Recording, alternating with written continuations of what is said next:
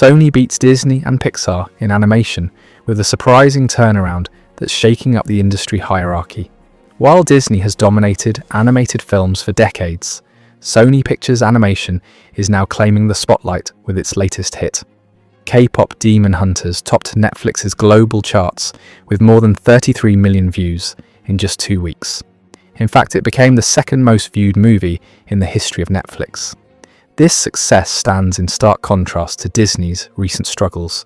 Elio amassed only $21 million at the US box office on its opening weekend and $10 million globally, the worst ever box office opening for a Pixar film. The shift in audience preference is undeniable. K-pop Demon Hunters now holds the highest Rotten Tomatoes score of any animated movie released this year. Additionally, the film's soundtrack has skyrocketed, with the lead single, Golden, currently sitting at number 1 on the US Spotify chart and number 2 globally. So in this video, we will explore how Sony managed to challenge the animation giant.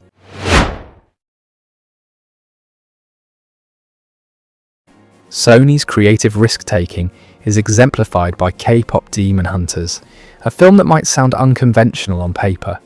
A team of K-pop superstars who secretly battle demons. Nevertheless, the studio fully committed to this unique concept, drawing inspiration from Korean heritage, mythology, and demonology to create something distinctly original. Director Maggie Kang deliberately avoided typical superhero tropes, creating characters who were crass and silly and fun, rather than just sexy and cool badass figures. This bold creative vision paid off spectacularly, with the film amassing a staggering 325.1 million views on Netflix. Conversely, Disney's approach to Elio demonstrates a troubling pattern of creative interference.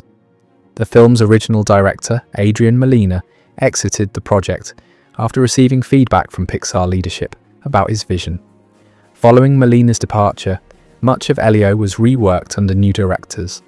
Former Pixar employees estimate the film cost significantly more than reported, well over $200 million, partly because Molina's version was nearly complete before being substantially altered. Pixar's creative decline represents a stark contrast to its former glory. The studio's golden era, spanning from Toy Story in 1995 through the extraordinary trifecta of WALL-E Up and Toy Story 3, has given way to an era of creative timidity. Since then, other animation studios have consistently produced better films.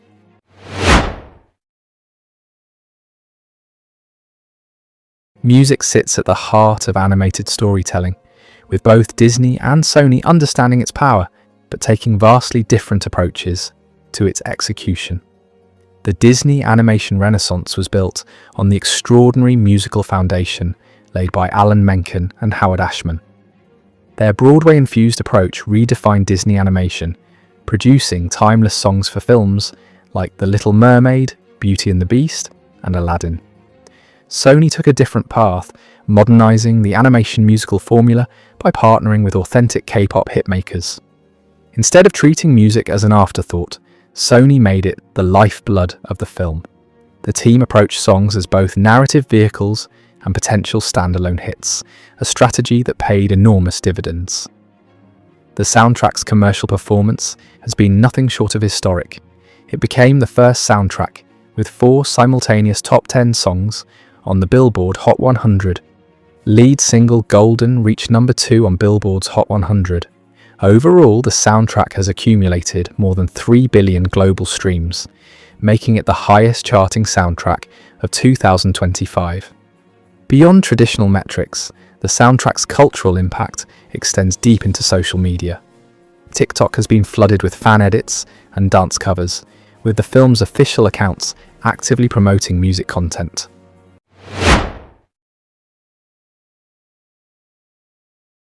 Visual identity stands as the defining battleground where Sony has completely transformed the animation landscape. Spider-Man Into the Spider-Verse revolutionized animation by blending 2D and 3D techniques with comic-inspired aesthetics. K-pop Demon Hunters established a clear visual identity, drawing from anime, concert photography, and idle choreography. The animation shifts brilliantly between high glamour moments for pop performances, animated aggro with angular line work for action, and chibi expressions for comedy. Directors meticulously crafted authentic Korean identity through specific mouth shapes and facial animations, with characters inspired by actual K-pop groups like Blackpink, Twice, and BTS. Conversely, Disney's Wish attempted a similar hybrid approach, yet failed critically. The bold experiment mixing 3D and 2D resulted in visual elements that cancel each other out. Critics noted the 3D made the 2D look automated and fake, describing the animation as outdated, archaic, and stiff, with poor texture.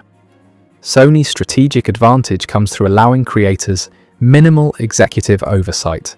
Each film possesses its own artistic signature, with specificity becoming the superpower that resonates with audiences. Unlike Disney's standardized look, Sony embraces a gritty, hyperpop aesthetic that feels genuinely fresh and distinctive. Cultural authenticity emerges as the crucial differentiator in how Sony connects with modern audiences compared to its animation rivals. K-pop Demon Hunters tackles themes of identity, celebrity, and friendship with surprising nuance. The story follows Hunter X, an all-female K-pop group who secretly protect fans from supernatural threats. Sony's approach prioritizes genuine cultural immersion.